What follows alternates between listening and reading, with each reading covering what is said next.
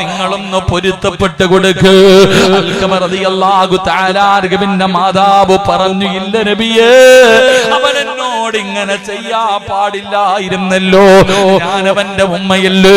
എടാ ചെറുപ്പക്കാരാ, ഉമ്മാനെ തല്ലിയതിന്റെ പേരിലല്ല, ഉമ്മാനെ കണ്ണുനീര് കുടിപ്പിച്ചതിന്റെ പേരിലല്ല, ഉമ്മാനെ ഭാര്യയുടെ വാക്ക് കേട്ടിട്ട് വീട്ടിൽ നിന്ന് അടിച്ചിറക്കി വിട്ടതിന്റെ പേരിലല്ല, ഉമ്മാനെ കുത്തുവാക്ക് പറഞ്ഞതിന്റെ പേരിലല്ല.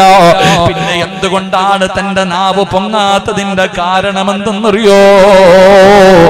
എന്ത് കാര്യവും ആദ്യം പറയുന്നത് ഭാര്യയോടാ, എന്നെ ഉമ്മയോട് പറയാറുള്ളൂ. ആ ഒറ്റ മനസ്സ് വേദനിച്ചതിന്റെ പേരില്, ആ മാതാവിന്റെ മനസ്സ് വേദനിച്ചതിന്റെ പേരില് അവിടുന്ന് ഷഹാദത്ത് കലിമ പറയാ കഴിഞ്ഞില്ലെന്ന് ചരിത്രം പറയുമ്പോ സാധാരണ ഒരാളല്ല.